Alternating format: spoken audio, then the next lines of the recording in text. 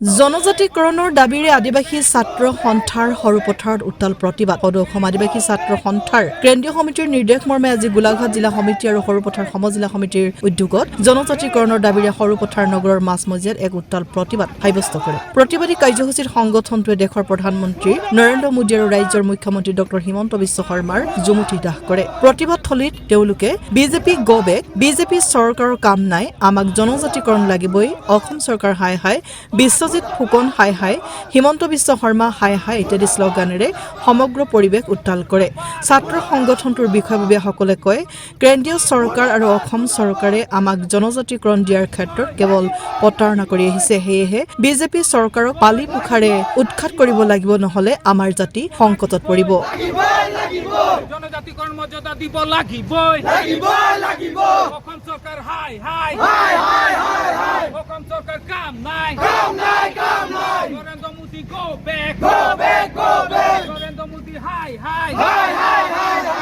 অসম আদিবাসী ছাত্ৰ সন্থা আমাৰ জাতীয় সংগঠন আৰু যিহেতুকে আমাৰ কেন্দ্ৰীয় সমিতিৰ নিৰ্দেশ মৰ্মে আজি আমি প্ৰতিবাদী কাৰ্যসূচী ল'বলৈ বাধ্য, যিহেতুকে আমাক জনজাতিকৰণ লৈ পেলাই আমাৰ যি কেন্দ্ৰীয় আৰু ৰাজ্য চৰকাৰে যি ভেঙুচালি কৰি আছে, সেইটোত সদৌ অসম আদিবাসী ছাত্ৰ সন্থাই নিচেই সুখী নহয় আৰু ইয়াৰ কাৰণে আমি প্ৰতিবাদ কৰিবলৈ ওলাই আহিবলগীয়া হৈছে। যিহেতুকে আমাক বাৰম্বাৰ কেন্দ্ৰীয় আৰু ৰাজ্য চৰকাৰে আমাক জনজাতিকৰণৰ ক্ষেত্ৰত আমাক প্ৰবল প্ৰতাৰণা কৰি আছে।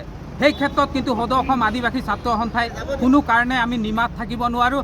আমাৰ প্ৰাপ্য আৰু আমাৰ যিটো জন্মগত অধিকাৰৰ পৰা কোনো কাৰণত আমাক বঞ্চিত কৰিব নোৱাৰে। সেইটোৰ কাৰণে আমি যিকোনো পৰ্যায়লৈ আমি যাবলৈ সাজু আছোঁ।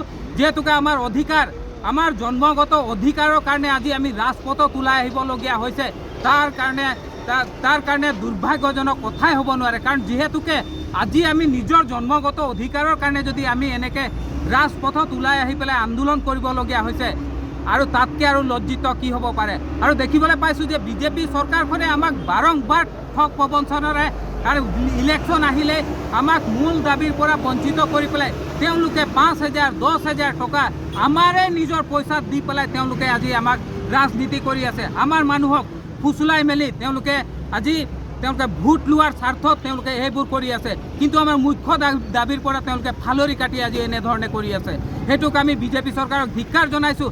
আৰু আমাৰ সৰুপথাৰত দেখিবলৈ পাইছোঁ যে স্থানীয় বিধায়ক তেওঁলোকে কেৱল মাত্ৰ আমাৰ আদিবাসী মানুহৰ অকল ভোট লোৱাৰ স্বাৰ্থতে তেওঁলোকে ব্যস্ত থাকে। তেওঁলোকে আজি সাংসদত গৈ পেলাই তেওঁলোকে আমাৰ জনগোষ্ঠীৰ হৈ পেলাই কিন্তু আজিলৈকে মাত মতা নাই। আপোনালোকে জানে যে সৰুপথাৰ সমষ্টিটোত আমাৰ আদিবাসী মেজৰিটি কিমান আছে, কিন্তু আজি তেওঁলোকে আমাৰ ভোট লৈ পেলাই ৰাজগাটীত বহি পেলাই তেওঁলোকে আজি আমাৰ জনগোষ্ঠীৰ হৈ পেলাই আজি জনজাতিকৰণ ক্ষেত্ৰই হওক বা দৈনিক মজুৰিয়ে হওক ভূমি পাট্টা লৈ পেলাই তেওঁলোকে কিন্তু আজি নিমাত। সেইটোৰ কাৰণে আজি আমি সৰুপথাৰ মাজমজিয়াত আমি বিশ্বজিৎ ফুকন ডাঙৰীয়াকো আমি সকীয়াই দিছোঁ, আপোনালোকে কিন্তু আমাৰ আদিবাসী জনগোষ্ঠীৰ হৈ পেলাই ৰাজনীতি নকৰক। আমি আপোনাক সকীয়াই দিছোঁ, আমাৰ জনগোষ্ঠীৰ হৈ পেলাই যদি আপুনি ভোট ভিক্ষা কৰিব আহিছোঁ, তাতকৈ লাজৰ কথা কিন্তু আমি লাজ লাগিব লাগে। আপুনি আমাৰ জনগোষ্ঠী হৈ পেলাই একবাৰ সাংসদত মাত মাতক। অন্য বিধায়কসকলে আমাৰ জনগোষ্ঠীৰ হৈ পেলাই মাত মাতিছে যে আদিবাসীসকলে আচলতে তেওঁলোকে প্ৰকৃত যে খিলঞ্জীয়া আৰু তেওঁলোকে জন্মগত অধিকাৰ তেওঁলোকে কিন্তু সিহঁতক বঞ্চিত কৰি ৰাখিছে।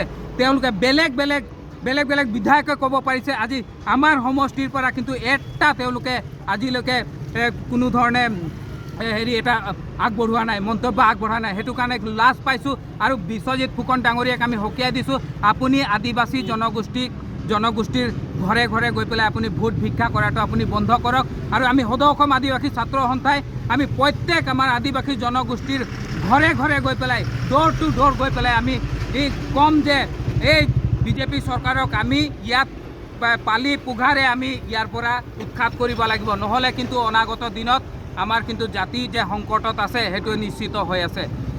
ধন্যবাদ। জয় জোহাৰ, জয় আদিবাসী।